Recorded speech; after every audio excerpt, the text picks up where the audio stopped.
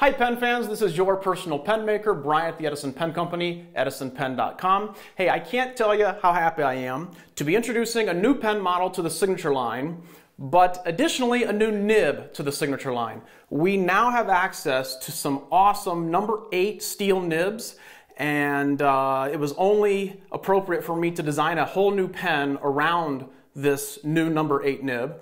It is a Collier Grande. Those of you that are a fan of the Collier can probably figure out that what we've done is we've taken a larger version of the Collier and put a number 8 steel nib on it. So let me show you photos of this pen and then I'll get into all the details. Okay, let's have a look at this pen. First of all, notice that huge nib. Now this photo might not do the nib total justice. I will have some comparison photos later. But of course, really, the showcase of this entire pen is going to be this nib, and I absolutely love it. I'll also discuss a lot more about the nib later in this video as well. But as far as general specifications go, this is by far the heaviest pen that we've ever offered. Now, generally speaking, our pens, Edison pens are light, so 33 grams isn't heavy by most pen standards, but our pens being generally light, the next heaviest pen is the Huron Grande, which is 29 grams.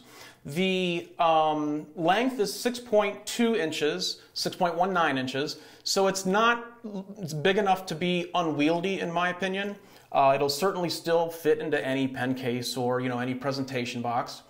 And then the cap diameter is the widest cap that we've ever made at 0.734 or 18.6 millimeters. And then the section diameter at the narrowest point is 11.7 millimeters or 0.461. This is not the widest section that we make. The Herald Grande, which doesn't have any concave nature to it, is a little bit thicker than this, but not by much. Otherwise, this is about the largest section that we offer.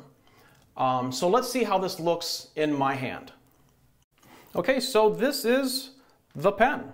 I am 5'11". I suppose I have normal sized hands for a guy of my stature, and I wouldn't say that this is overly unwieldy. Actually, if anyone's interested, this is exactly 7% longer than the regular Collier, and then we made it wider as well.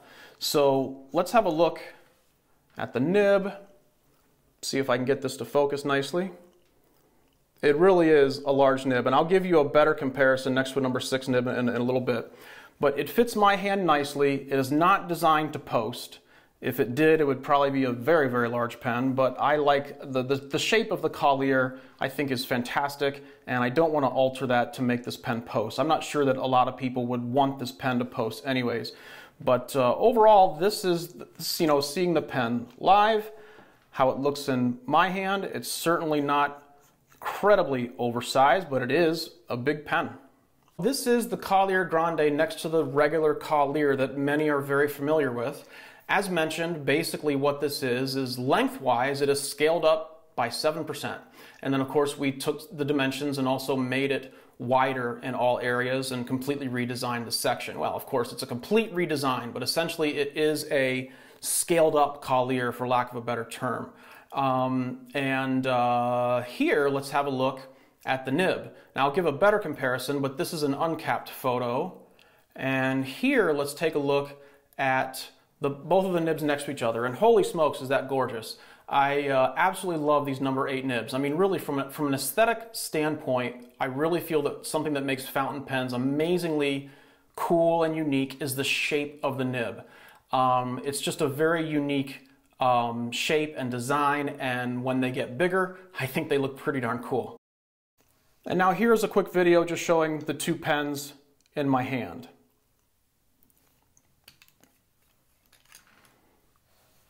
The Collier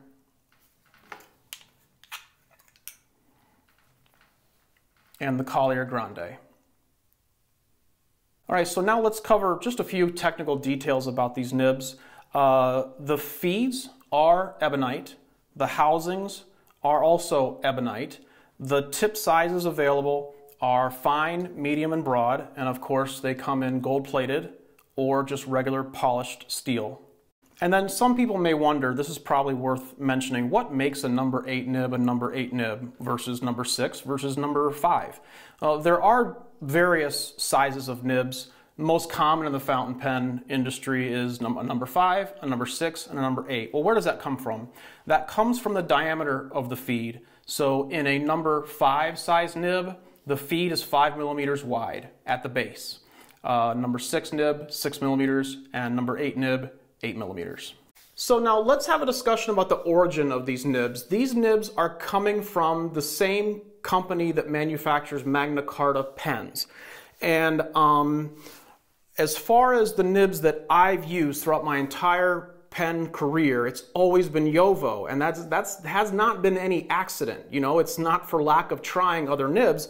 It's just that when you put yourself in the shoes of a pen maker, you know, probably the most important component of any fountain pen is the nib.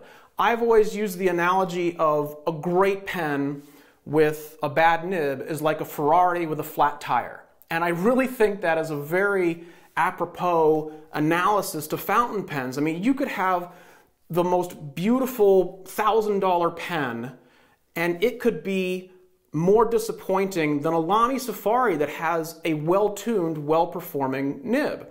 So from my standpoint, you know, the quality of the nibs that we put into our pens are paramount. And the quality of these number 8 nibs coming from the manufacturer are amazing. I'm really, really happy with what they've put into these nibs. And what I'm about to say, I'm not saying this to take any credit for the design, but I'm simply illustrating their dedication to their product. So what I'm about to say. So about a year ago, this nib manufacturer approached me and said, hey, I would love to send you some nibs and I'd love for you to critique them, tell me what's wrong with them, tell me what's right with them, and be brutal, and please let me know what I need to do to make the best nib that we can possibly make. Now, I'm not the only person that this manufacturer consulted, I'm sure. Actually, I know for sure because I also referred this nib manufacturer over to Richard Binder. Incidentally, Richard also loves them. Richard has, he's probably a lot, well, Richard is a lot more qualified in this area than what I am. But these nibs do have the endorsement of Richard Binder. They have the endorsement of me as well, obviously, because we're putting them on our pens. So again, the reason that I bring this up is not to take any credit for being a consultant. That's not how I felt about this anyways. But what I am illustrating is the fact that this manufacturer came to myself and to other people that they felt could help them, asked them to brutally criticize the nibs, and then went back to the drawing board and redesigned and redesigned and refined and refined. So it's really been about a year that I've been in touch with this manufacturer about their nibs.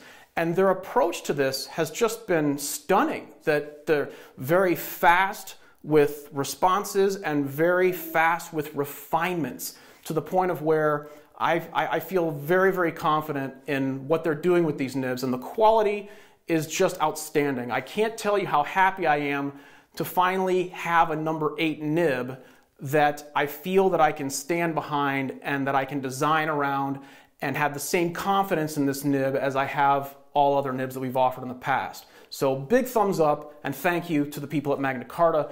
It really is a phenomenal nib. Okay, so I think that covers the nitty-gritty of this Collier Grande and the number 8 nib, which I hope you can tell I'm very excited to be offering. I absolutely love these nibs. We do have, at the time of publishing this video, well more than 20 Collier Grandes that are already made, they're in our current inventory, and they are ready to ship. I will add a link to wherever you're watching this video if you'd like to go and see what Collier Grandes are ready to ship. And then, of course, we can always take a custom order as well. So if you'd like a custom Collier Grande, or if you'd like to see what we have that's ready to ship right now, shoot me an email and we can get you set up. Pricing for this pen, it will be $325, which is a bit higher than the regular Collier and a little bit higher than the other Grande pens, the Huron Grande or the Herald Grande. But please consider that the cost of manufacture with these is a lot higher than what we've had with our our number 6 nibs in the past. Of course, machining an ebonite feed and an ebonite housing is a lot more labor intensive than injection molding. So there is a premium or a price increase with these nibs, but I still think that we've been able to keep it within a pretty reasonable range. So if anybody is interested in this pen, please shoot me an email. Please reach out with any questions, leave comments. I'd love to know what you guys think about this new pen, and thank you so much.